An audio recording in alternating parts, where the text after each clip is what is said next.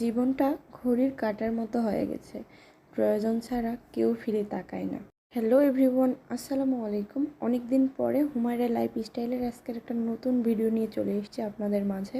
কখনো কখনো জীবন এক মোড়ে এনে দাঁড় করায়, যেখানে হাজারো স্বপ্ন, ভালোবাসা আর প্রতিশ্রুতিগুলো ধুলোয় মিশে যায়। যাদের জন্য একসময় বুক ভরা বিশ্বাস ছিল, তারাই একদিন দূরে সরে যায়, যেন কখনো কিছুই ছিল না।